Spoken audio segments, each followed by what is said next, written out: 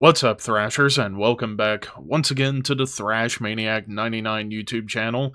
And I am back with yet another album review, and today I am talking about the latest offering from Devoid of Thought with their self-titled.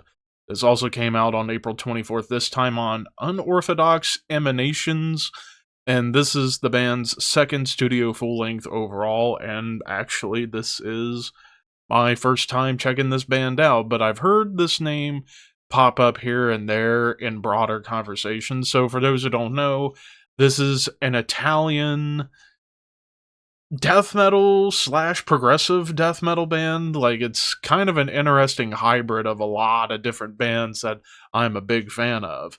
So, yeah, when I was looking this up on the archives, I was like seeing the bands that they're compared to, and I was like, okay, this might be something pretty much up my alley. And, well, for the most part it is, but I will explain as we go along. So, we kick things off with Panspermic Biodome. This song, like this and the following track, Chronos, both have these like weird, like sci-fi speech clips, like as if it's aliens that took over a spaceship up in the cosmos and just wanted to just give out speeches about shit going on in space. But after that happens, you get these like trademark dissonant riffs, and dissonance is a huge thing on here. Like, they're definitely, I would say the main band I would kind of compare this to would be Demolich. I would argue, only not as like bullfroggy in the vocals. Like, they're mostly just straightforward death metal gutturals, like not so much that bullfrog style of anti-Bowman.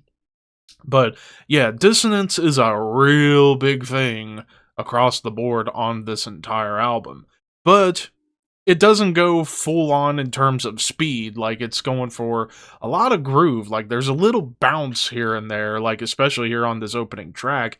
You get like bouncy grooves, but with tremolo riffs right on top. But of course, you get some like really cool off time madness. And it does get, excuse me, kind of feeling a little heartburny right now. I probably need to take some Tums after this. But anyways, there's some like interesting clean play that's going on and tribal drums. It does get a little bit more towards the tech death side towards the end of the song, where the riffs do get a little more complex and complicated. But you do get blast beats, which blast beats, this is, I think, on this and the song Putrescent Mireborn, those are the only songs where and also the closer, Entheogenic Ritual.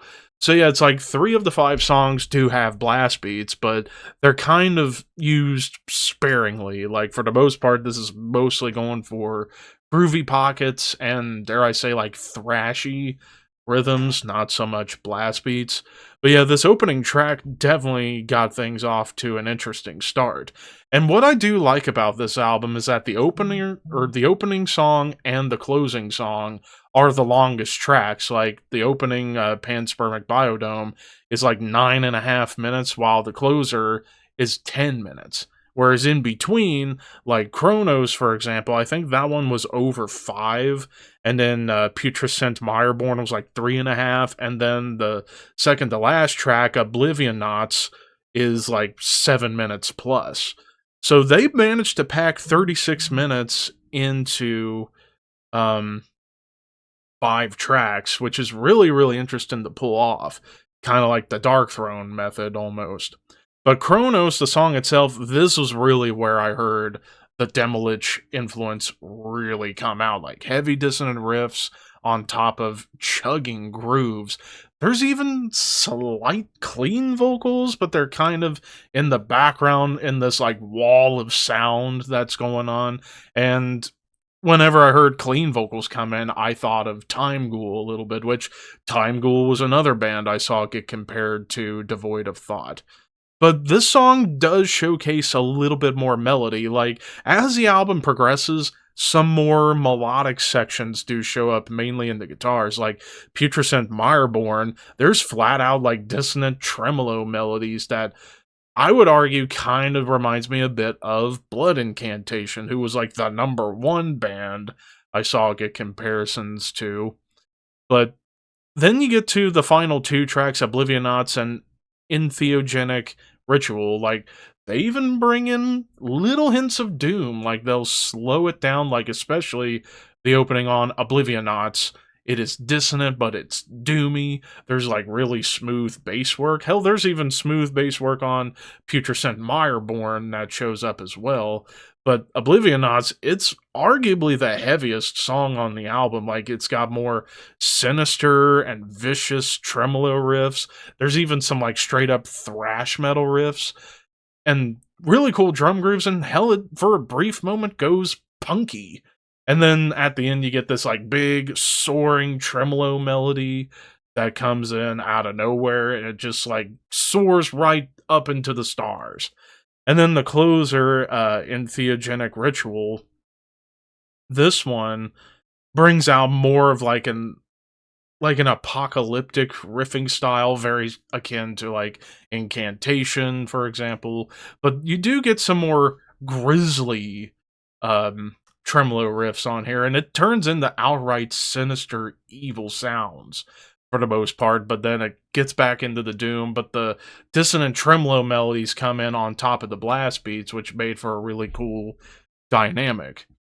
Production wise, this album, it's raw, it's gritty, but manages to balance everything out in the mix. Like, the bass is prominent, everything's pretty even kiltered. Maybe except for the vocals, there are times where the vocals are a little bit too far back in the mix, which I guess kind of fits in with the atmosphere that this album's really going for. Lead work wise, there wasn't very much to it. Like in Putrescent Mireborn and Oblivionauts, there's more like big squealy dive bombs, but the opening Pansermic Biodome, that one has like more of like proggy leads that you would hear in like Dream Theater, but they were kind of brief for the most part.